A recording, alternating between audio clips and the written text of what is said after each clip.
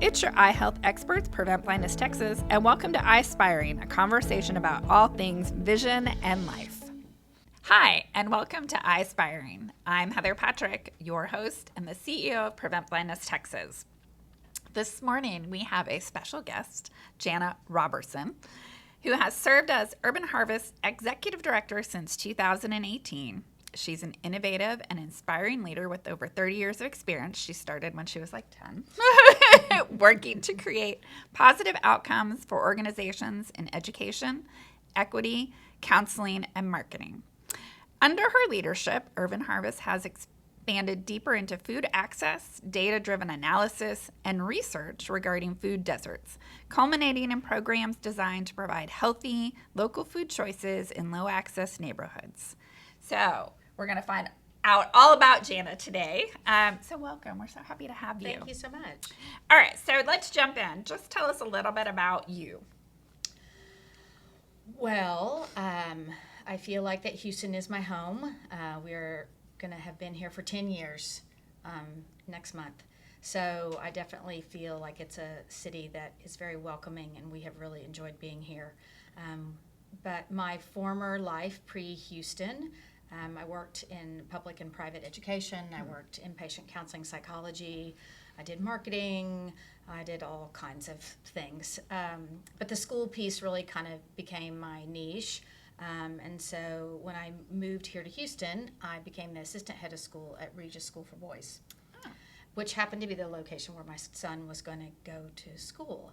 And so I was there for a couple of years and really had kind of spent some time in the education field. I'd been in the education field about 20 years at that point. And I was just really thinking, like, here I am in this huge metropolitan area. I want to do something different. So I made a radical change for my life and started looking for something in nonprofit. And Urban Harvest came to me completely by accident. And it has been a really good fit for me. So I've been there 8 years. That is amazing. And this is why I love these episodes, because I had no idea that you were in, I knew you had an education background, but I didn't know you were in education that long. Yes. And what a dynamic change then. Yes. Yes. So we're going to talk more about that.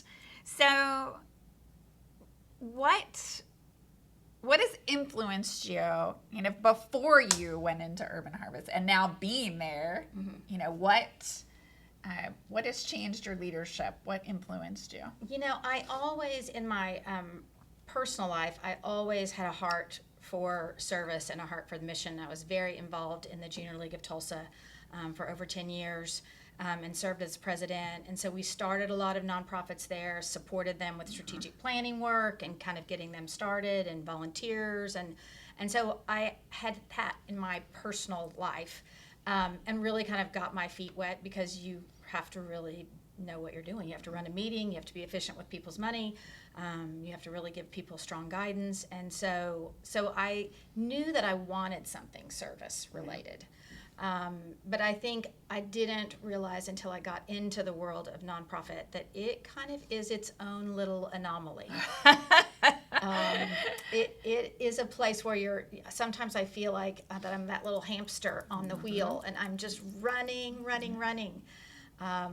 trying to raise money, trying to, support staff, trying to do new programming, trying to, put all the parts and pieces together. And so I think it has made me much more of a flexible leader. I think much quicker to change and accept other possibilities. We were kind of talking about this a second ago. 2025 was a very difficult year for nonprofit. Yeah. Huge changes in funding streams and support from the federal government, and just kind of the way that business had been done for a very long time.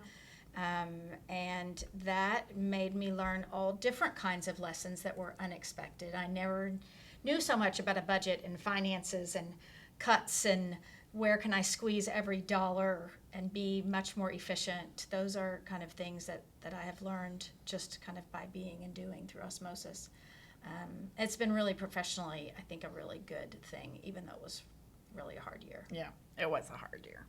So making that switch, what has been the most helpful thing for you as a nonprofit CEO, since you weren't in this space before, was there something or someone that helped you over these last 8 years that really changed your expertise or growth in the sector? Because I do agree with you. The sector, even though you think you know the way it is, being a CEO in this industry, I think is very different. Absolutely. Absolutely.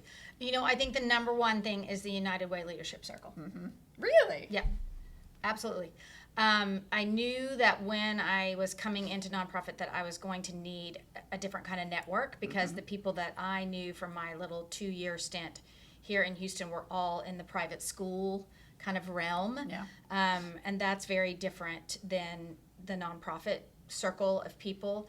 And so that piece for me connected me to other leaders at like-sized organizations, but not like mission organizations. So I will say that it was really helpful in giving me kind of an insight into other nonprofits and kind of how the nonprofit world here in Houston. I mean, I think the last number I heard was like 22,000 nonprofits in the Metroplex. I mean, that's a huge number of organizations. All relying on funding coming from the goodness of other people's hearts and pockets. And so I think that piece was really, really helpful, because I met this really solid group of supporters, and we met on a regular basis. And then COVID came, and we met virtually, and we all kind of lived that difficult thing together. And so I had a support network, and I still am pretty connected to multiple members on my circle. So I think for me, that was really a helpful piece. And then, I just think creating those connections. Urban Harvest in its early days wasn't the best partner because we were kind of alone in the garden education space, and there weren't anybody else doing what we were doing, really. And so we have really, as an organization, moved towards a lot more collaboration, a lot more partnerships with other people, staying in our lane, using other people's, expertise and lanes to kind of help us to do what we do best and do better. And so I think those people that I have met connected to that have been great supporters and really helpful. I think it's pretty cool how you took something from your past and married it into your future, right? Because, and we're going to talk more about what Urban Harvest does, but it's just so fascinating to me, right? And you said it earlier, it fell into your lap basically by accident, but it didn't really, right? Yes, I mean, it definitely had a soft spot in my heart there. Yeah. So what is the most rewarding part of the work you do? I think the most rewarding piece of the organization is we are authentic. I do come across some nonprofits that, they do one thing and that's what they do, and they do that thing very, very well.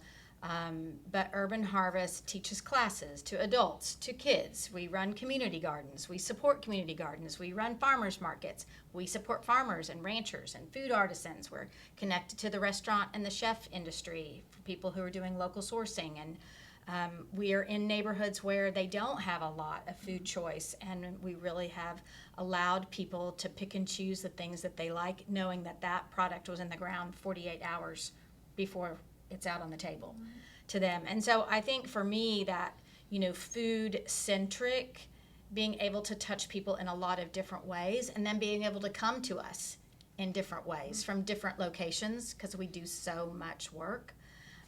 I think that is probably the most rewarding. We really say what we mean, and we mean what we say, and we do what we say. Yeah. It is a really fascinating organization, and it is really cool, kind of all the tentacles you have out in the community. So what keeps you going on the hard days? Because there are a lot of hard days in this work. So what keeps you going? I think the people. The farmers market has a really great supportive community. It's a real feel-good space. Even in the darkest days of COVID, we were classified as an outdoor grocery store.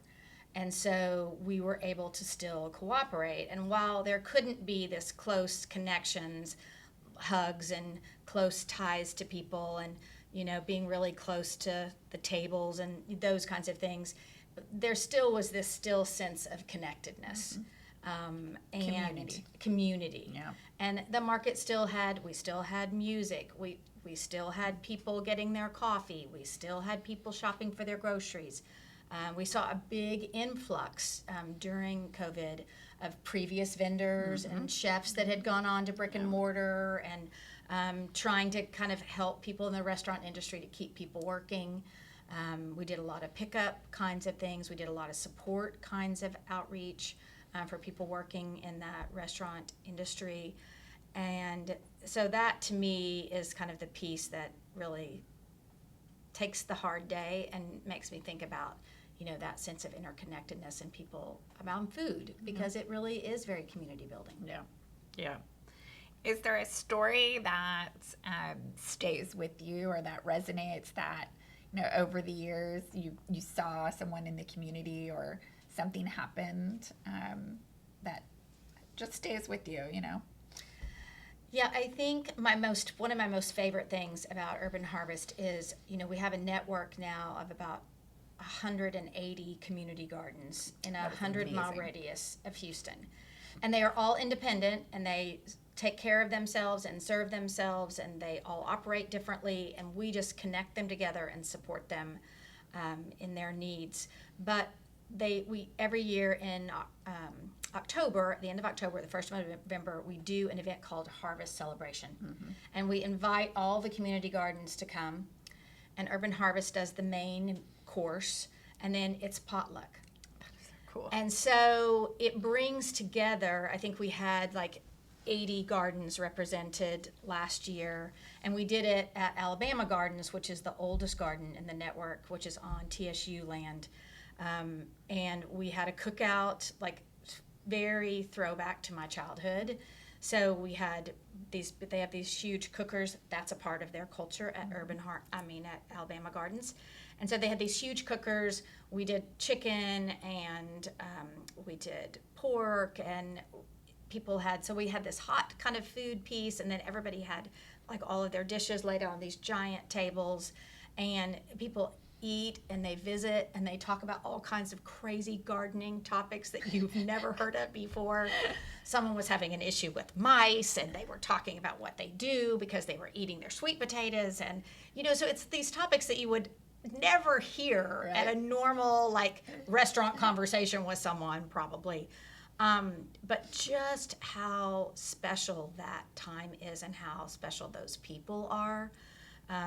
Our founder, one of our founders, Dr. Bob Randall, comes every year, and we have an award that's named after him that we give to kind of the, to the big garden of the year. We give a Green Jeans Award to the school garden.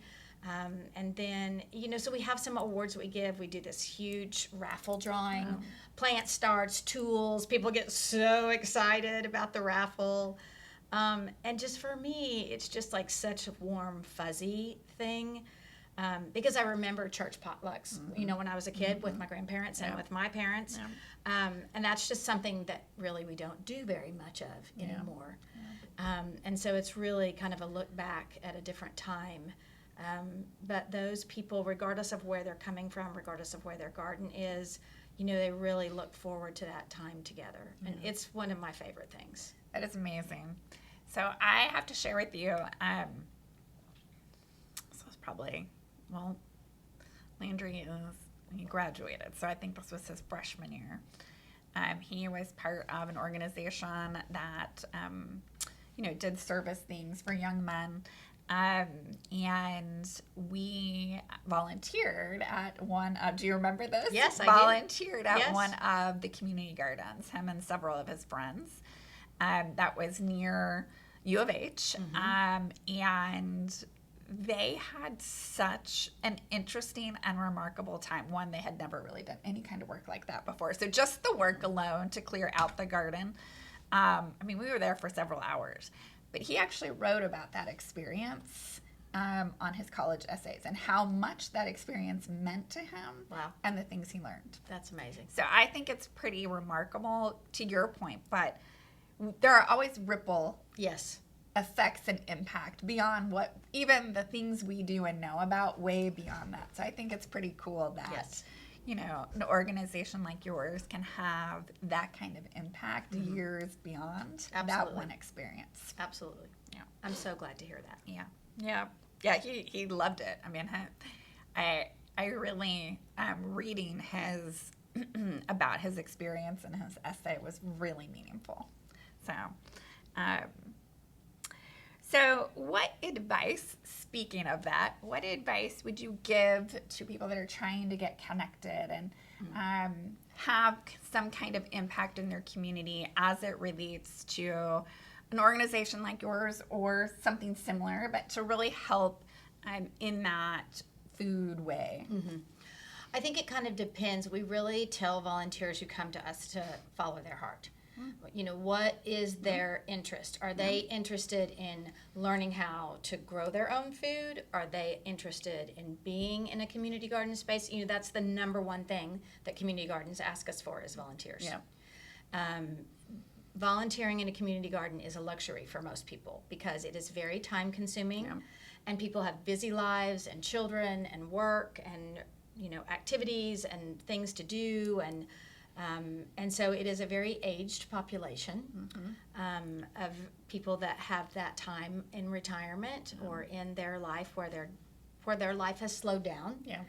And so turning a garden over, doing heavy mulching or weeding or refurbishing the dirt or putting down fertilizer, like those things are really physically demanding.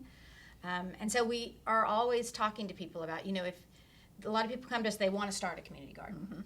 And our first response is, let's see if there's a community garden in your area, in your neighborhood, close to where you reside and work or kind of do your life.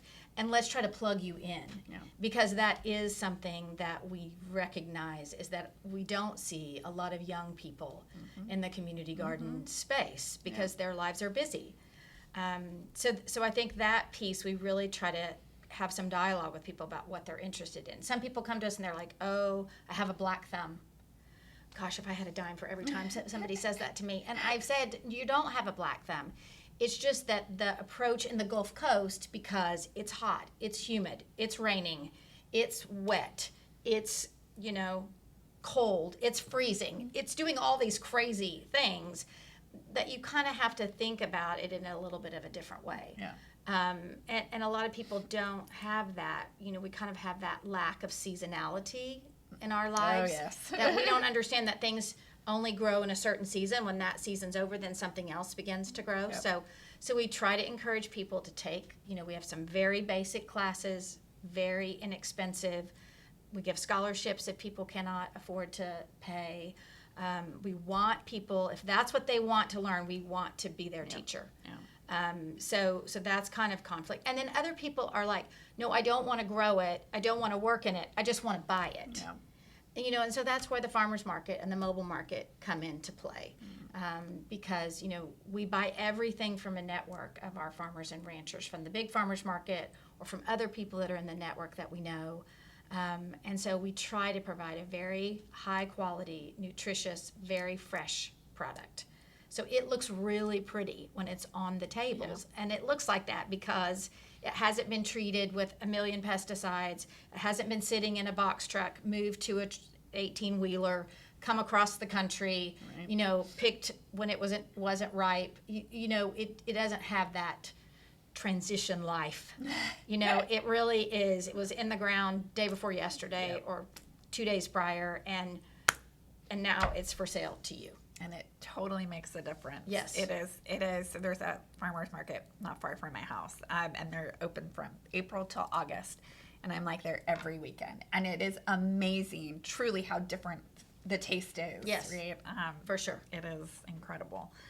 So let's talk a little bit about food access and public health and the relationship. So many people hear the term food desert, right?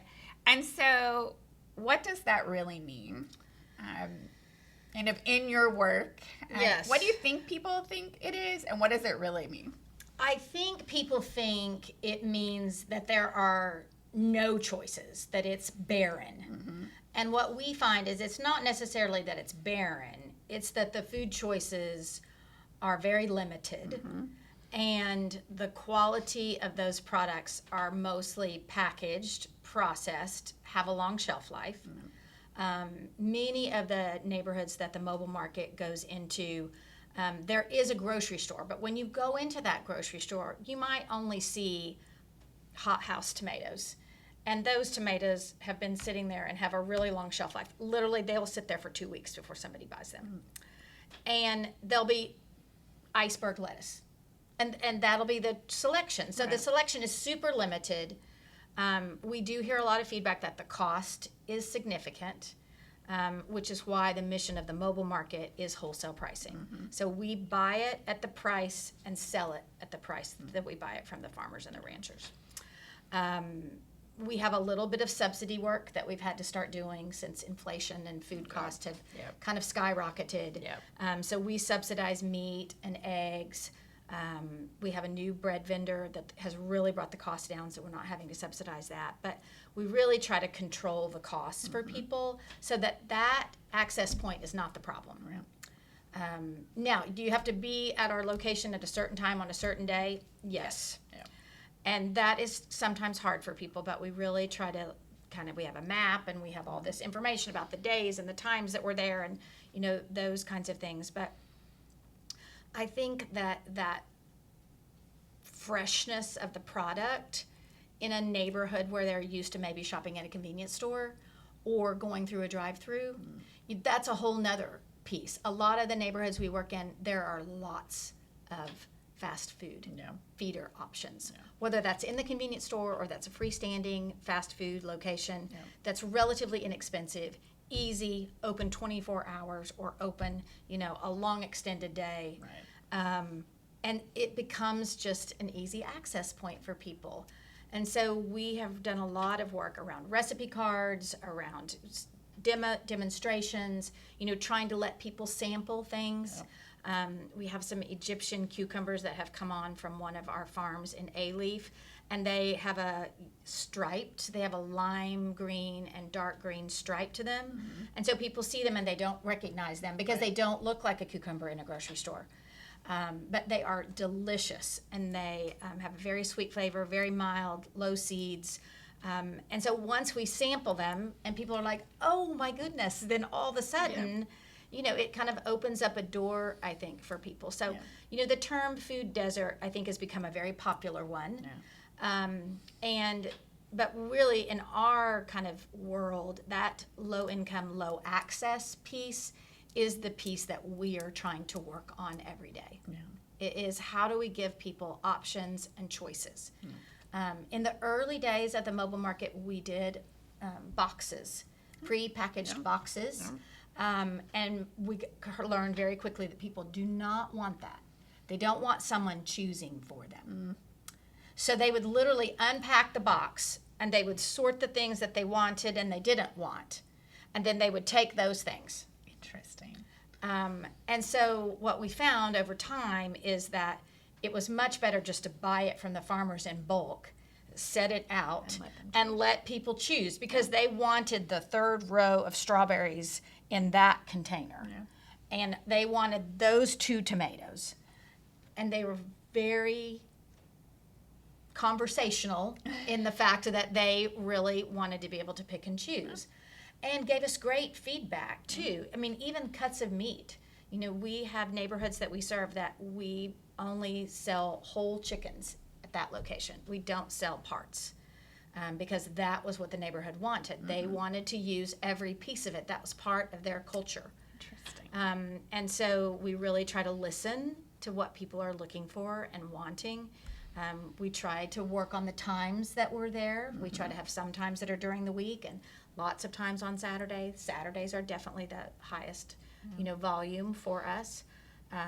And so, I think we are trying to think about what's happening in that community every day and how do we address their needs from their point of view. Yeah. So do you think that approach has shifted over the years for you? Yes. 100%. Yeah. When I started with Urban Harvest, nobody talked about food as medicine. Really? No one. We had no partners in the health community in the early days. Yeah.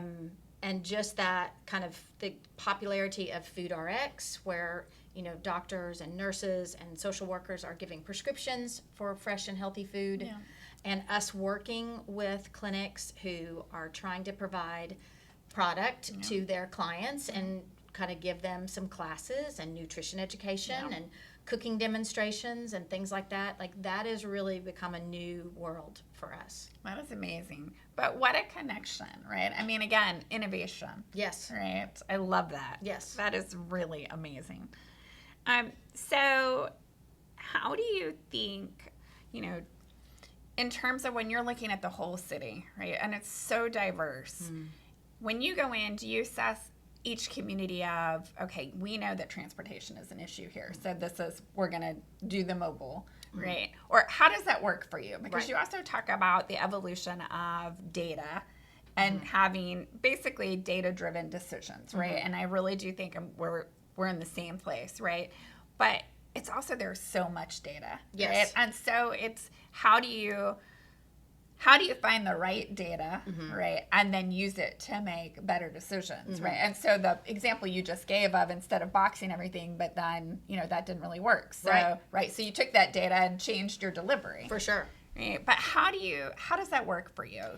So we actually use a rubric Really? Yes, that we developed when the mobile market really got rolling in the post-COVID world. We received a large grant from ARPA from the Harris County, and we knew that we had to make choices about location based upon all kinds of factors, on the partner, on the clients, on the client base that they were operating on the activities that were going on. Like, the mobile market is very successful at places where there's a lot of density of activity. And so places like Baker Ripley, Gulfton, Sharpstown, that's a great location for us, because they're doing everything from, they have a charter school on site, to they have a health clinic with Legacy, to they are doing all different kinds of legal advice and giving people tax classes. They are doing all kinds of English as a second language. They're doing all kinds of promotion and outreach and community service. And so what we find is those locations for us become a better spot. And we needed something to be able to kind of score. So the rubric has all different kinds of questions, and it has a score associated with it. And it's quick and easy to do. And so the partners answer all these questions, and then we kind of say, okay, this is what we know about the neighborhood, the community, the traffic counts. Is it in a USDA concern, food desert neighborhood?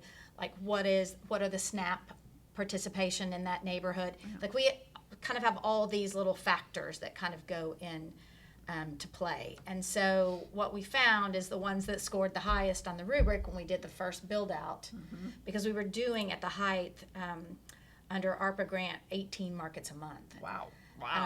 So we we had a full-time staff. We were operating 2 full-service vehicles, and so we learned pretty quickly, okay, this is kind of what we're seeing. So we used the rubric for the selection of the additions that we made for the sites.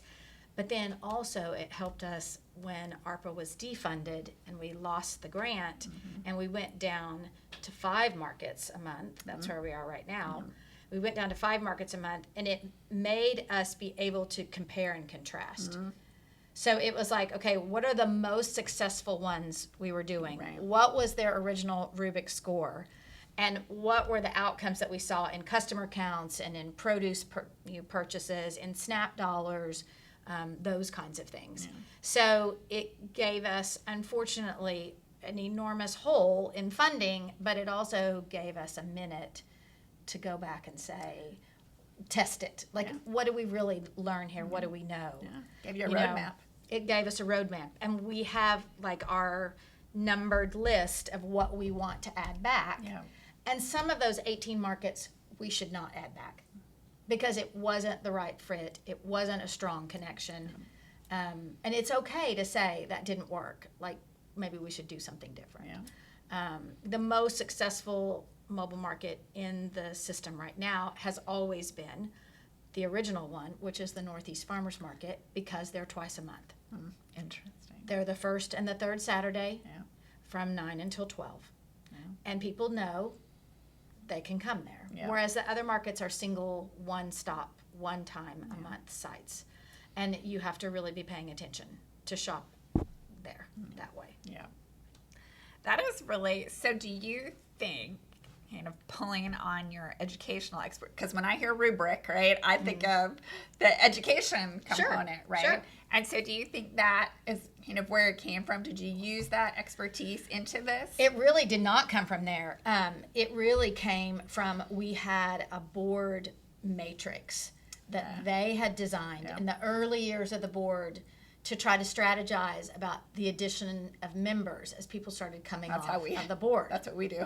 And so that little matrix has been really good for them to diversify the board over time. Yeah. And it has drastically changed, since I kind of came in.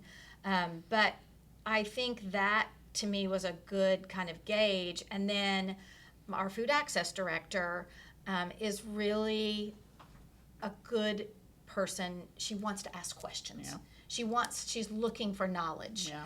And this was a way for her to be like, okay, these things are important. Like, how do we do this?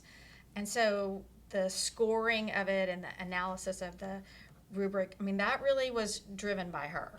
Yeah. But kind of, like I say, we had something that was tried and tested to start with. Yeah, that's really cool. Okay. How do you balance mission-driven work with the realities of the operations of a nonprofit?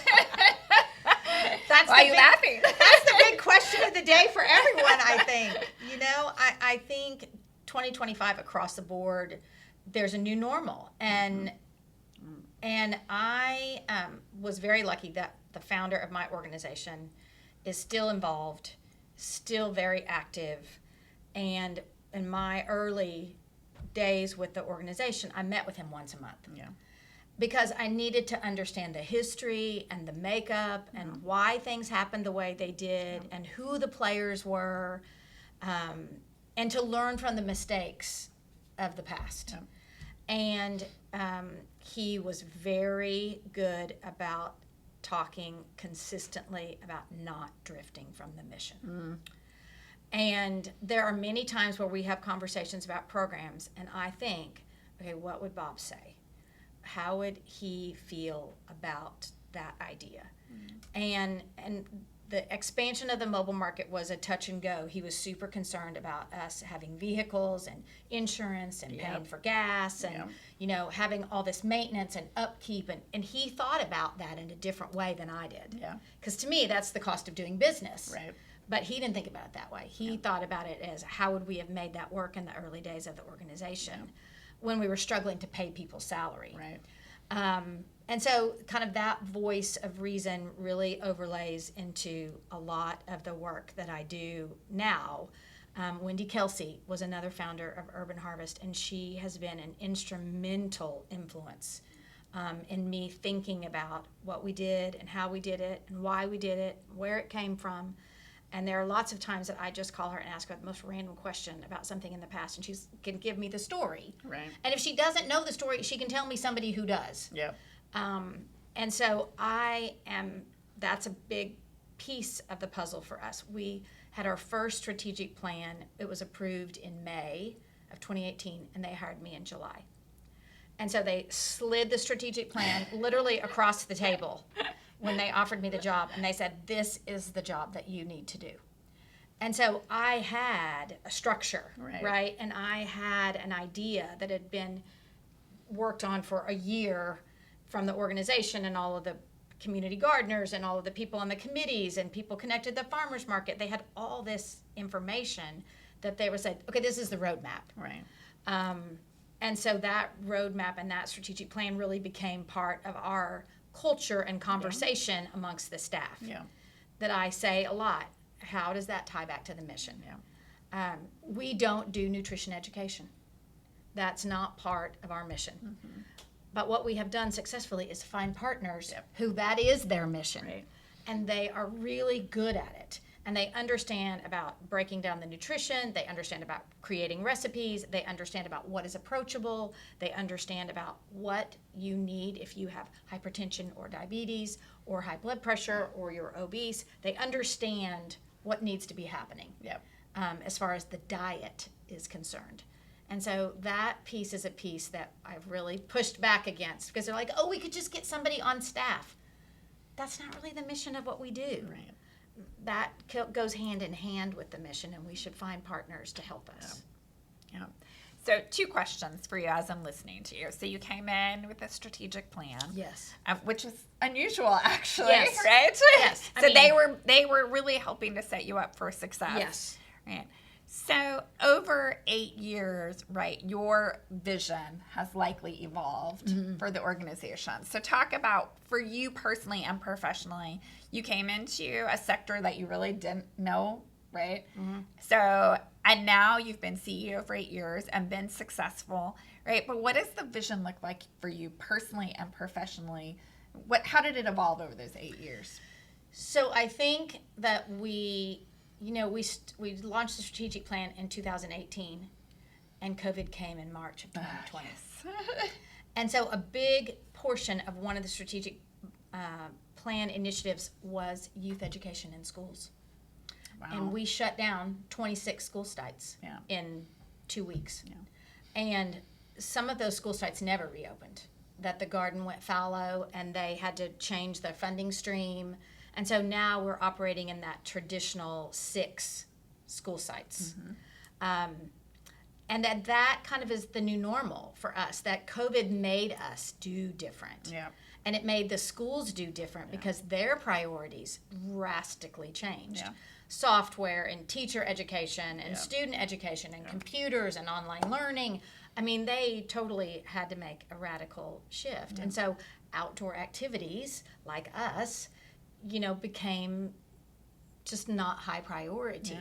And so we saw a lot of people like us that were doing after school programming, Boys and Girls Club, YMCA, people that had come in and done programs like that for the schools. We kind of all just drifted away for a little bit. And so I think that really influenced year 3 of the strategic plan. It was supposed to be a 5-year plan.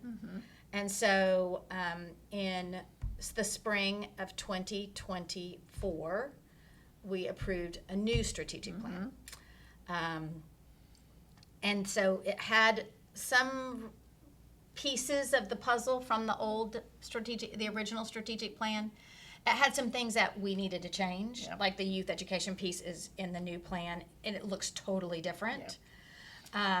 And the food access work that we started doing in COVID and the outreach and the community partnerships, that really radically influenced the new plan.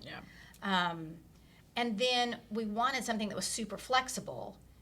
And thank goodness that we did, because then 2025 came and funding radically shifted, and like our pie chart of funding went from one look to complete opposite look in one calendar year.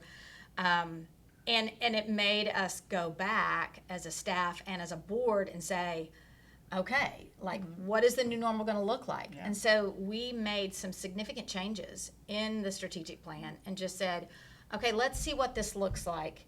Let's put this on a 2-year cycle with a 3-year extension. And let's reset.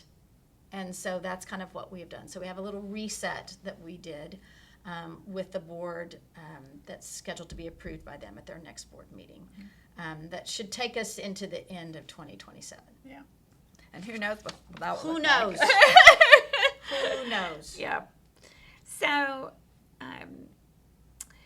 this is something we talk a lot about here, because there are, in my experience, and I've been in healthcare nonprofit for 22 years, and I'm interested to see if you feel the same. I feel like we are, to your point, the hamster's on the wheel, but we are dedicated to providing short-term solutions, right, in a world where we really need to be able to deliver long-term solutions. Yes. How do we bridge that gap?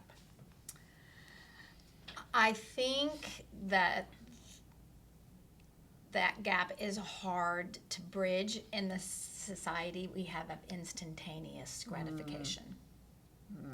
You know, we've been having a lot of conversation about the big farmers market. So I have about 75 vendors there every Saturday, rain or shine, and we're there for that one day. Right. So we literally set up a market, and we start at 8 o'clock, and we go until noon, and we break the entire thing down. So there's no remnants that we were there if you look at that space on a Sunday. Right. And so we've seen people's buying habits and traffic patterns shift because they can have Instacart at their house in 2 hours with everything they want and everything they need. They can have DoorDash drop something off to them, and they don't even have to go out for a nominal fee. Right. Yeah. And so we have really seen a shift, and I think that is a very difficult thing for nonprofit. That we and our clients and our customers, they want to see change right then. It's like the volunteer day at the community garden. You go in, it's like overgrown, you get the weeds pulled, you get the weed eater done, all of a sudden 3 hours later you leave there and it is transformed. Yep. And the space is beautiful. And people leave and they're like, oh my gosh, I did this amazing thing. But in a month, those weeds are going to be coming back, and those gardens are going to be, working to maintain what you did over a long period of time. And so I do think it is a very challenging piece. And I think, thinking about like the long-term food access goals for a city of 7 million people, right. Like it can never be just Urban Harvest, a little tiny organization like running on their hamster wheel. It has to be a collective voice saying these are the priorities for us and this is the roadmap for us moving forward long-term. But I think that's a struggle for funders. Yeah. I mean, yes, I do. Yes, that 1 year grant. We have a few funders that have gone to a 2 or a 3 year cycle. Yeah. That's a game changer. Yeah, because you have time to actually see the work. Right. More than 12 months. 12 months comes and goes in a blink. Yep. But 36 months or 48 months. Right. Like, you can see some real sustained change. Yeah. People's habits, people's buying patterns, people's usage. Healthcare clinics can track their patients over time and see if they see a benefit to the work that we're doing and the products that we're getting in there. So I don't know that there's an answer. I wish I did know what the answer was. I just keep saying the same thing to funders and to supporters, which is, got to stay there. There has to be staying power. Yep. That's a good way to put it. So when you think about, because we're in the same place, I spent 10 years in the cancer world. There's a cancer plan for the state, right? There's a roadmap. Mm-hmm. There is no roadmap for vision in the state of Texas. And that is one of the things that for a long time we talked about, we want. And finally I was like, we're just going to lead this effort. I mean, part of our new strategic plan is bringing all these different voices together because there is no roadmap. There are different pieces and different organizations doing different pieces. Right, but ultimately, until there is one, I think, plan, right, that outlines, all those different pieces so that it leverages more effectively the resources and the work that is happening, right, I just, that is my vision, right, but it is really hard to bring all different people together. So do you think of an organization like yours could be that voice to bring people together? Are there, what would that look like? I think we've started to have those kinds of conversations. I've talked to a couple of our long-time funders, family foundations who are historically steeped in our city that have done amazing things to support nonprofit work. And I have said, while we appreciate the funding, it would be lovely if you could help to support a collective. Yeah. Or a group that could come together, and maybe you could fund the person that is the administrative assistant for that collective. Yeah. So there's someone to set meetings, to send invitations out, to collect the information from all of to create an agenda, to create the minutes from the meeting, to give people their deliverables. Like, that's time that I don't have. Right. And that's time that little small organizations like us, we don't have administrative support to do that work. Yeah. So I have said, this would be something that I think would be really helpful. Years ago, I know Houston Endowment did it for the arts. Mm-hmm. And they created it for the Arts Collective, and they created it for the homeless group. Mm-hmm. And so they had basically an organization that had structure to it, that the individuals weren't like keeping it going. Right. They knew that there was going to be somebody there. I think some of that has drifted away over time. Yeah. And some of it, like the homeless piece, like they have their own coalition now, right. Which supports itself, and which is amazing. It's become self-sustaining. Right. But I think the difficulty of the arts piece was just budget cuts and things getting removed from them and those kinds of things. That's hard to do. So we have had those kinds of conversations. How can we, we're right now doing it through committees. We have working committees, like the Food Access has a committee, the Farmers Market has a committee, Development has a committee, the Community Gardens have a committee. And so we're kind of doing it on our own little, how can we make it work for us? But as far as a larger network, that piece is tricky. Yeah. So in all of that, how do you also bridge and assess the importance of education? And I'll say in public health, but obviously related to you, food access, right? For us, we have debated, right, how to deliver education effectively so that it is beyond awareness and moves people to action, right? And it sounds so obvious, but it is so hard to do. Yes. Right? So, especially coming from the world of education, how do you view that? So, I think one of the most successful partnerships that we have had around that is that Hope Clinic, they employ a full-time chef at Hope Clinic. Interesting. So they have someone who is teaching classes, who is doing lessons, and they created basically these kind of 6 and 8 week groups where people from certain areas, diabetes, hypertension, obesity, whatever it happened to be, would come in to this group. Right. There was a curriculum, there was a program for change, there was experiential learning.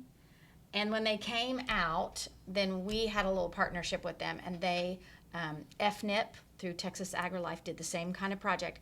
They got recipe cards and a bag of groceries, fresh produce, and we offered a class. They could take a class with us for free. We tried to do something. So there's like this carrot at the end of this journey. But it has to be dedicated and concentrated like that. Yeah. It can't just be, we're going to do a little one-off chef demo at the farmer's market, and 20 people from the farmer's market are going to come and watch and take their recipe cone, and it's going to totally change their eating habits. That's not going to happen. Right. And it's very time-consuming. Yes. Dedicated staff doing just that one task. Yeah. And I admire the people that are doing, wraparound specialists in schools and social workers and, CRNs and PRNs that are doing this work in clinic-based, because it's going to take that to change our eating habits. It's been a long time to get us from 1950 to where we are today. Yeah. And that instantaneous gratification is right there. Yeah. And it's really easy just to grab and go. Yeah. And eat it out of a sack in your car on your way to the next destination. Yeah. Well, because back then, again, food was part of a ritual almost. Yes. Right? And it was part of building community. Yes. Right. And a routine. Yeah. I mean, families had a routine, where it came from that traditional structure of, meals were prepared at home with the family system, and lunches were sent to school with kids, And, so there was this kind of continuity and consistency in people's food preparation and food access. People are always like furrowed brow when I say that I do food prep on Sundays. So do I. But if I don't do it on Sunday, if I miss my routine, there's something out of the ordinary, I'm not there, then I scramble for the rest of the week on what am I going to cook for dinner, what am I going to have for my lunch, and it becomes that easy slide into you're not ready to go. You have to do something to get that stuff ready to happen. But that's a process and a procedure. It is. But we always talk about it, the staff. You either pay for it up front or on the back end. Which one would you rather? That's right. You're going to pay for it one way or the other. You're going to do the work one way or the other. Where do you want to do it? Absolutely. On the front end or the back end? That's right. So you've been a CEO for almost a decade, right? What advice would you give to leaders or upcoming leaders in this space, especially women who aspire to be in the CEO role? You have to love your mission. You have to drink the Kool-Aid. Interesting. Of the mission. Yeah. And it needs to be important to you personally and professionally. Yeah. I have had a lot of people over the years, want to visit with me about this role or that role or that, this kind of position or, I'm not a flipper. There is a lot of that in nonprofit where people are someplace for 2 years or 3 years and then they're gone on to another place and they drastically, radically shift and change. But there's also this piece of the puzzle that I find interesting, that when people talk to me about other roles, that once we have a conversation, they immediately are like, well, you haven't spent any time in healthcare. And I'm like, well, I never spent any time in the garden. I wasn't a gardener when I came to Urban Harvest. When I came to education, I had a counseling degree. So I had an MED in counseling psychology. I came to school to become a school counselor with alternative certification, but I had never worked in a school prior to that. So, I think people sometimes get too boxed into, oh, my skill set is only XYZ. That's not necessarily true. Like, what you're doing is applicable regardless of where you are. Right.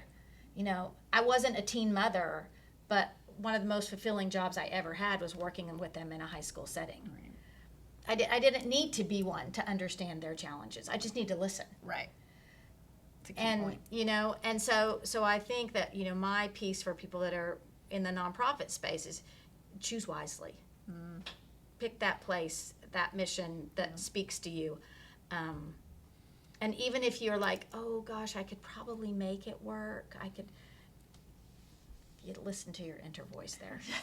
Not in this role. If you're trying to talk yourself into it, it's not the right one. Yeah, definitely not in this role. Yeah. We talk about always remembering your why. So to your point, yes, right? Really knowing why you're doing this work. Absolutely. Why does it matter? Right.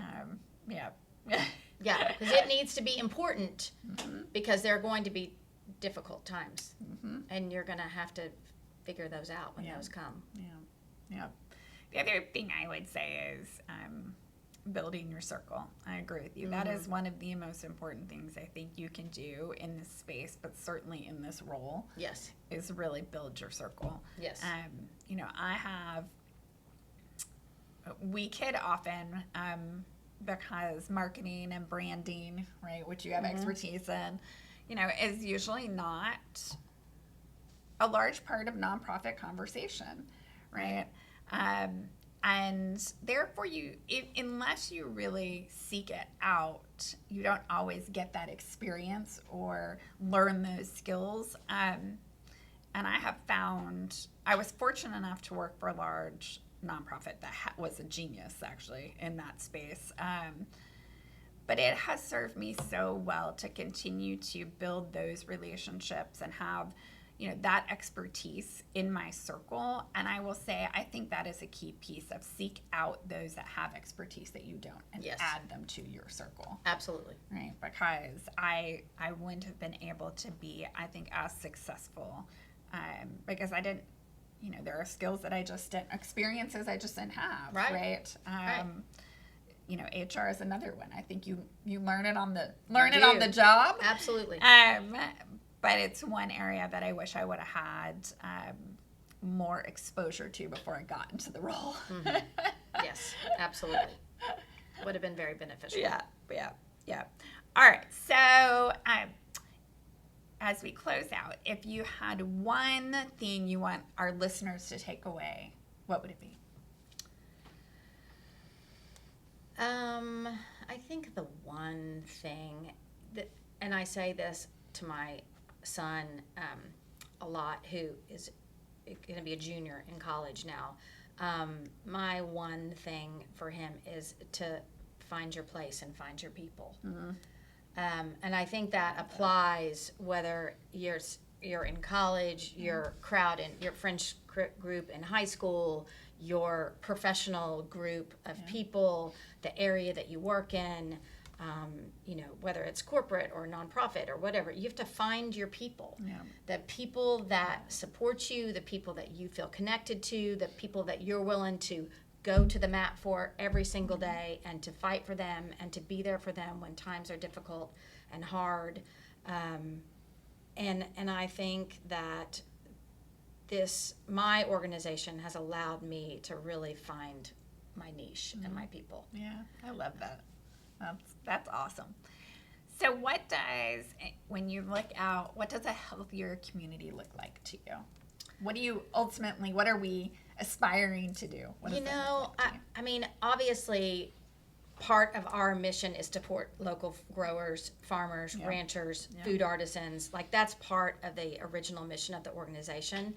But honestly, that's hard sometimes because in Texas, we grow food for animals, not food for people. We're a big ag state. And that is traditionally what we have been. And so I know that 7 million people are not going to eat from a local farmer every single day. But I really wish those 7 million people would make their personal healthy choices on a regular basis. And I wish that they would say, okay, I'm going to spend 2 hours on Sunday night getting myself organized for the week, and I'm going to make 3 healthy choices this week that I didn't make last week. Just small kinds of steps to be thoughtful about the food that we eat and what we put in our bodies. Because there's so much data and research out there, and it's coming out all the time about that food is and can be medicine. It can make you live a healthier, longer life. And so I would just like people to just think about the choice and think about, how do I make that work for myself in a small way, just to get started. Because you're going to fail if you say, oh, tomorrow I'm not going to eat any sugar or processed foods, when I've been eating that way for 20 years. Right. It has to be small steps towards healthy food choices. Okay. And then what is one way, if I'm passionate about food access, what's the first step I can take to make a change? What we would offer is that you come to our website. Okay. Because it's all laid out there, and we feel like it's easily understood.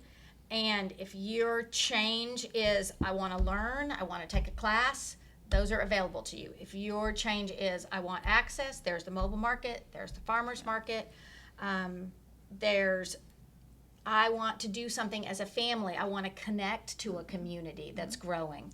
We can help you to do that. There are so many communities, and they are really great people that are in those places. And so no matter what you want to do, we want to be able to give you an option for accessing that on your own choice. Not us saying you need to do X, Y, and Z. But there's a lot of ways to get there. Okay, good. So one of the reasons we started the podcast was to open up, no pun intended, the vision, right, of who we are and who we work with, and in the public health space, right? And so partners like you, that it is ultimately, right, how we feed our bodies, right, impacts all parts of our health, including our eyes.